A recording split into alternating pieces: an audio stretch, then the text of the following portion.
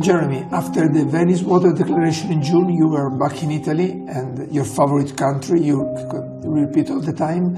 What is the wrap-up of your visit in Italy? What are you taking back in your country after 3 days in Italy? You know, I've spent the last 30 years in Europe, and a lot of it's been in Italy. I think I've been to every province and gotten together with every prime minister, so I'm very familiar with it. I love the country, actually. My sense is that Italy is a cultural landmark.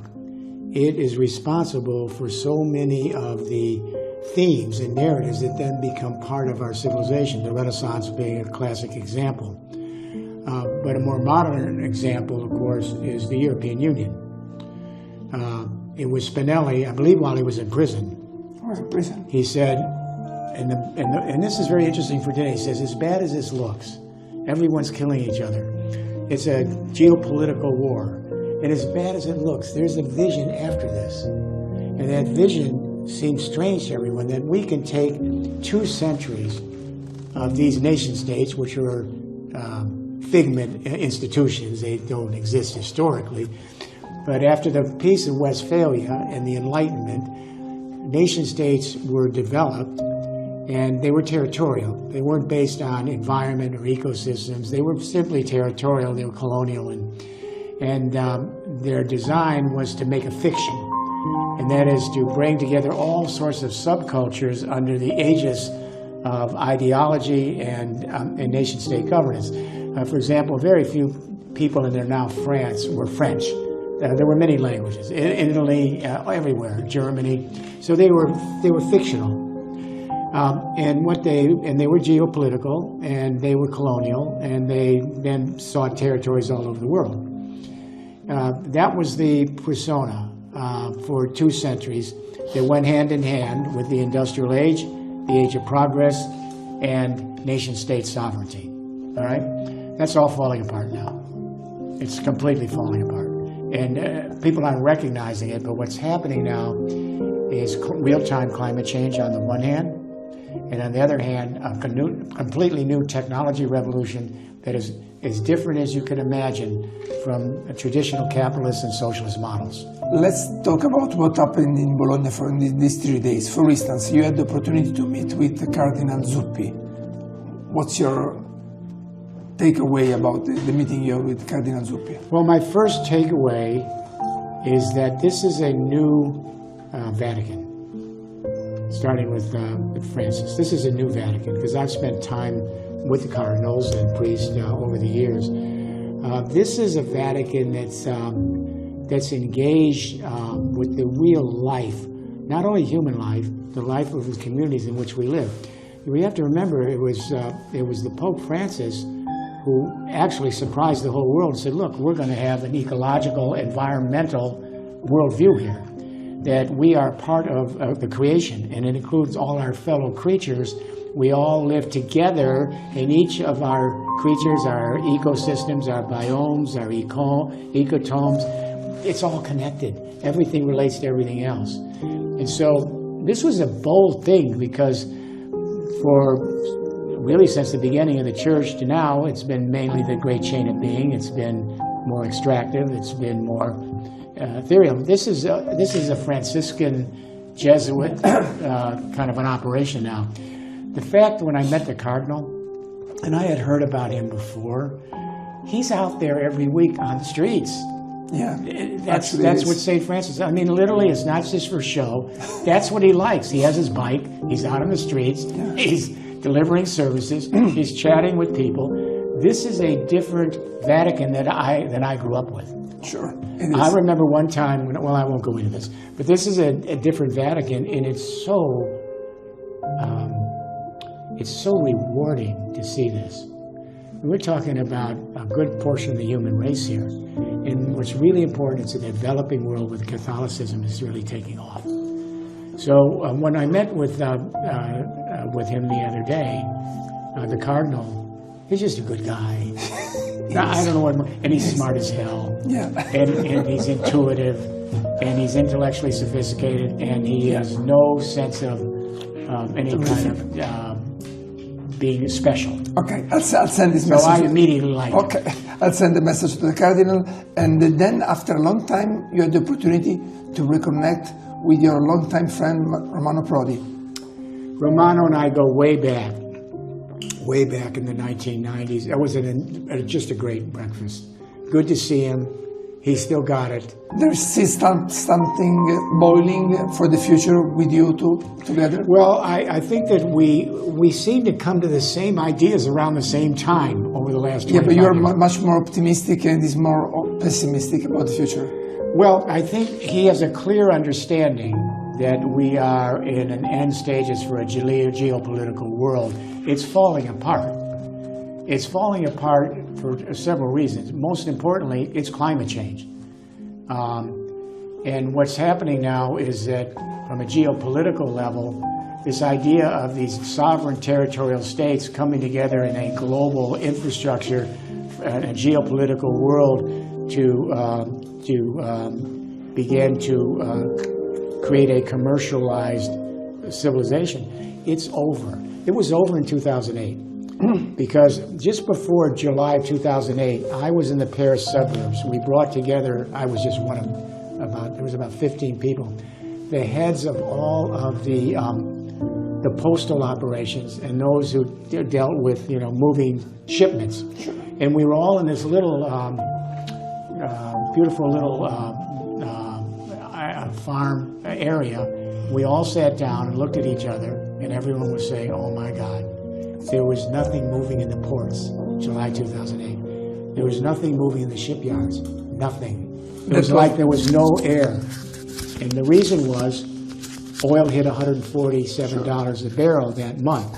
This was the month before. You should have seen everyone's faces. These were the heads. This was the beginning of the end game. Yeah, so yeah. I can ask you something about my new book, which is Something Went Wrong. In your opinion, what went wrong with the digital revolution? Something went wrong? Oh, the AI revolution? Social networks and there's a misunderstanding of AI, of where it's going to be used. You have a handful of giant operations that came to be during the third industrial revolution. It wasn't what Bernard Lee designed. Bernard Lee said, I want to create a global communication network where everyone at the periphery can address each other directly and you have no referees at the center. And because the third industrial revolution, I first mentioned it in the first page of The End of Work in '95. We saw the internet coming in, it was nothing. Yeah, I do remember. And then after that, we saw what was beginning after that was Romano and I put together a multi-billion-dollar effort for the long-term hydrogen economy. Then we did the 20 formula, got the solar and wind down so that you had market incentives to move it in. And then we began to see electric vehicles coming in and hydrogen vehicles. So all of that was step by step. What happened is we're still in a geopolitical frame of vertically integrated large companies who dominate the planet. And there's 500 of these companies. I taught many of these CEOs in the advanced manager program. Some of them are friends. Some of them are in our group. But these 500 companies are 1/3 of the GDP of the entire world. They only have 65 million employees, these 500 companies. Isn't it a problem? It's amazing. And the 10 richest people on that pyramid have more wealth than half the human race. This is the extractive revolution's final. Now, what's happening geopolitically is very, very interesting. This third industrial revolution is now, all the blocks are putting together. Because the great revolutions in history, paradigm shifts, are very simple and they're not in any textbook. I mean, I write them in my book, but who's reading that? But it's, when we look back at history in 2001, when we began this work in Europe, I took an anthropological look. As I said, the workbook we've got that we're using is the workbook that set up all the tragedy we've got. So the Enlightenment, the Age of Progress, the Industrial Age, then finally these great global institutions like the World Bank, the OECD, the IMF, the UN, fine. But that playbook is what took us to the crisis. That's what no one seems to want to talk about. You can't then use that same playbook to be able to solve the crisis. That's why even environmental groups, academia, they're stuck in some ways. On the other hand, they are freeing themselves from it, but they don't have the narrative. They're doing it, they just don't have the narrative, which would allow them to be able to be more, if you will, global. So the bottom line is this. All the great economic paradigm shifts, all the great infrastructure shifts in history have shared a common denominator. Every paradigm shift, it's all the same. 5 technologies emerged. It's serendipitous. It isn't like somebody came up with the idea. They just emerged. And some of it's serendipitous. So you have new communication revolutions, and they converge around the same time with new energy regimes, and both converge in the same time with new mobility logistics. And then they all converge in the same time with water, because water is crucial to the others. And then they all combine with new approaches to habitats. Sure. And so what's interesting about this, you look at the first industrial revolution in the 19th century in Britain, they did it. Their communication revolution was steam power printing, no more manual print presses, big leap. And then the last half of the century, they introduced the telegraph system, instant communication. Their energy revolution was they depleted the forests. There was no more firewood. So they dug up the burial grounds of the Carboniferous era and took out the coal, dead bodies, coal. The mobility revolution, railroad, they put the steam engine on rails. And the water revolution, they were the first since the fall of the aqueducts in Rome to put in water systems. And that created urban life. Railroads, you have dense urban life. You have national markets. You have vertically integrated big companies, because no monarchy could afford to do all this. Sure. That was the shtick. 20th century, second industrial revolution, U.S. Alexander Graham Bell gave us the communication, telephone, 20 years, we got it all done. The energy revolution, we struck oil in Texas. We didn't need to rely just on coal anymore. The mobility revolution, Henry Ford stole the Daimler engine. I work with Daimler, as you know. I was just with the past chairman, he just retired. Daimler makes a better car, but we make a cheaper car. All right? Then the internal combustion engine went to river, ocean, and air traffic. And then the habitat revolution was suburban life, because we had highways and automobiles. This went to globalization. And this went to global governing institutions, the World Bank, the OECD, the IMF, the UN, and it peaked. After 2008, it's been an endgame. It's gone. Oil goes over 100 a barrel each time, everything shuts down, because everything's made from fossil fuels. What's happening now, beginning in the 90s with Berners-Lee and the internet, then it went from communication, everybody's got a cell phone, 4.5 billion people, and that's distributed. This is what's different. This is not centralized, it's lateral, not vertically integrated. Everyone has a cell phone, 4.5 billion. And they got more power at near zero marginal cost than send our astronauts to the moon, computers.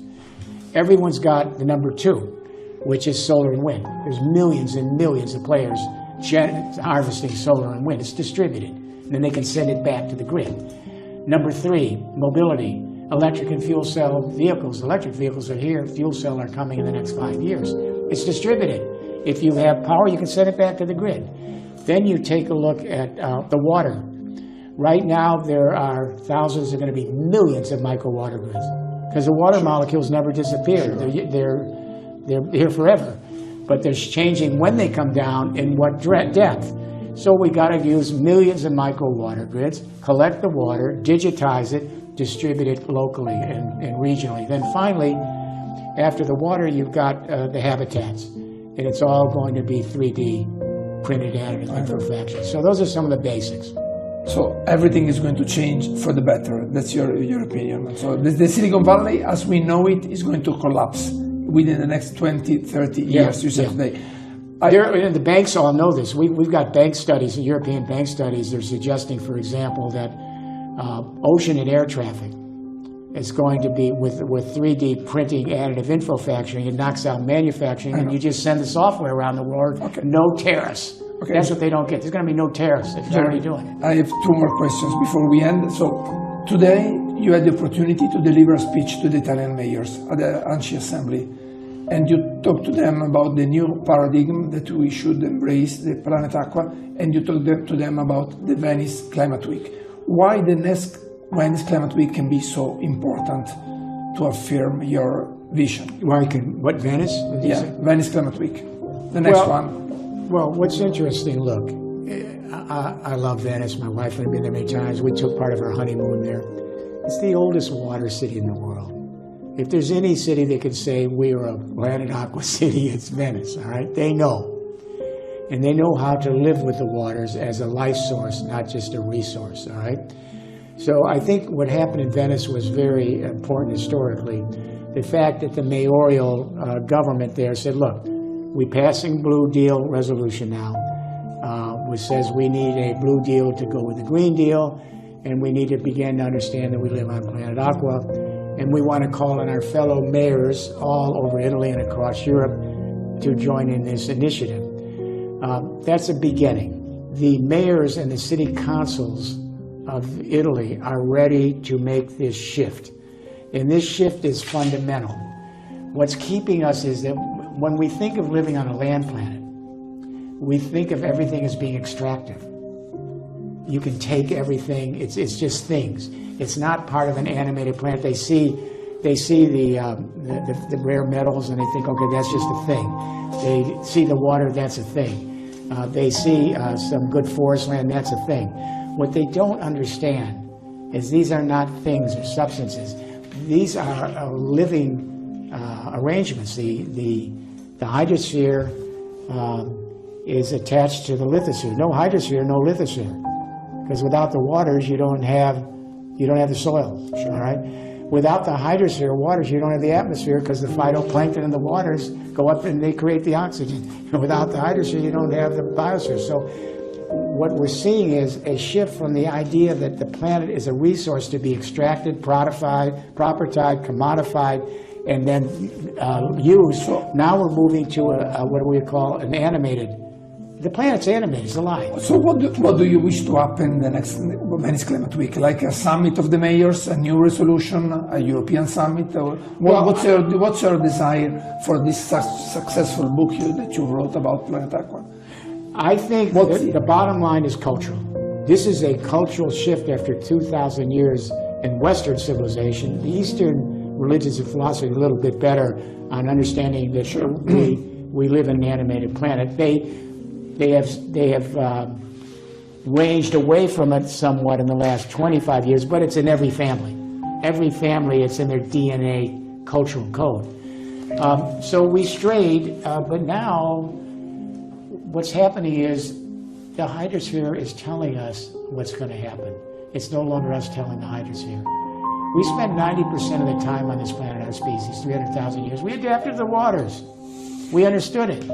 Now, what's happening now is that the waters are rewilding because fossil fuels are generating increasing temperatures, and we have floods, droughts, heat waves, wildfires, hurricanes, and the whole infrastructure is being destroyed. Human lives taken, ecosystems wiped out. People are so frightened, they just are pretending it's not happening. Even in countries everywhere now, no one's talking about it anymore because they don't know there's another way to live. So the key here is to say to folks, well, you know what? We live on a planet that's alive, and it's alive because it's water, and we didn't find any other planet like that. We don't know why the first single-cell organism came, but we know it had to do with water. Other planets may have water, but they don't have the right conditions. Maybe they don't have a star that's close enough or far enough. It's a 1 in a trillion billion chances that there'd be another water Earth-like, planet-like ours. And what's so interesting is that the waters on our planet have been here for all the way since almost the beginning of the universe. The beginning of the universe. They came down here in asteroids. They've been here for 4 billion. Those little water molecules in our body get as close to immortality as we can come. It's almost since the Big Bang. So if you're going to treasure anything, it's that we are actually the only experiment in the universe where the waters have come together with the electromagnetic fields, and that first single-cell organism in the deep came into being, and from there, it's history. This is such an incredible, amazing, fascinating thing. If people only knew what I was talking about, the excitement would be enormous. No, today the audience at the Anchi Assembly was excited. I can tell you, the mayors were thrilled about your speech. I wish we had waited a few minutes, because then they only had about, what, 60% of their chairs in there. So, final question. New York has not only a new mayor, has a new socialist mayor. You think the economic program of Zoran Mamdani is realistic or not? As an economist, it's not a political question. Yeah. It's just economic. The issue is between capitalism and socialism. Both of these institutional arrangements are wedded to an extractive revolution, in the sense that we see the planet as things to extract, and maybe take care of them, but to extract and use their things. So what socialism attempts to do is try to even things out a little bit more, so that those who are responsible for the making of these systems get their fair share. But whether you're talking about Adam Smith, Adam Smith or Karl Marx, they live within the same structure we've had for 2,000 years since ancient Greece. So that's the way Western civilization's been. China and Asia just came in at the last minute, at the end of that, and have moved very quickly, but they're going to have to make the shift too. Because the worldview we're talking about is, how do we understand that we live in a water planet that is unique because it creates life, and those molecules are virtually immortal, and without water, we're gone. So what I want to see is, when every little child says to mommy and daddy, 5-year-olds, they all do, "What is this place?" I want mommy and daddy to say to that little 5-year-old, "Sweetie, you live on planet Aqua." So what I want to see is, starting in Venice, starting with the mayors of this and the city councils of Italy, I would like to see them, in all their codes, regulations, and standards in every city, to formally announce that they are a Planet Aqua city in their codes, regulations, and standards and bylaws, and everything they do is within that context. That will change the whole cultural paradigm after several thousand years. Okay, and it can be done within one generation. So, Jeremy, the interview is over. Thank you so much. I have only one question with a reply, yes or no. But you can say nothing, and we cancel it. And you live in Virginia. Well, we live in D.C., and we have an environmental farm in Virginia. Okay. If you were a citizen of New York City, would you have voted for Zoran Mamdani or for Cuomo? Well, or for the Republican candidate, I don't know. I won't comment on it, because it's just too long a conversation. But look, I'm for people getting their fair share. But we need something much more fundamental. And what happens with these situations is, because of the way the economic system is set up and the way the governance is set up, what we get is just some conversations about whether, okay, why are the very rich there and the very poor are being screwed, basically. It has to be much more different than that. We have to go into a world where it's cooperative, where it's on the commons, where it's shared. So it's kind of sad that a younger generation thinks, well, it's anti-growth. There's no such thing as anti-growth. Or we have to be able to get fair housing. It's the system. Socialism is a system like capitalism. It just tries to get the goodies more shared by everyone else. So they need to go beyond that. And the last thing I would say is, I learned this lesson when the Gen Zs were out on those Friday for Future demonstrations. Millions of kids leaving high school on Friday, in the streets, climate emergency. And what I learned, I was in Milan. I thought, okay, they're good, they're demonstrating, that's a good thing. I was in Milan with 3 of these young people, and then it dawned on me. It was a big dawn. These weren't like any demonstrations in history. There's been demonstrations. Remember, after the first millennium, there were people marching all over Europe, okay? We like to demonstrate. This was so different that they didn't understand why the next step was. This is the first time an entire generation across all the boundaries, across ideological boundaries, religious boundaries, saw themselves as an endangered species. They saw their fellow creatures, biophilic, as part of the family. They were beginning to understand an animated planet. But they didn't know how to articulate it. They was just kind of... Okay. And then it went back to capitalism versus socialism. Okay. Thank you, Jeremy. See you in Venice next year. Thank you.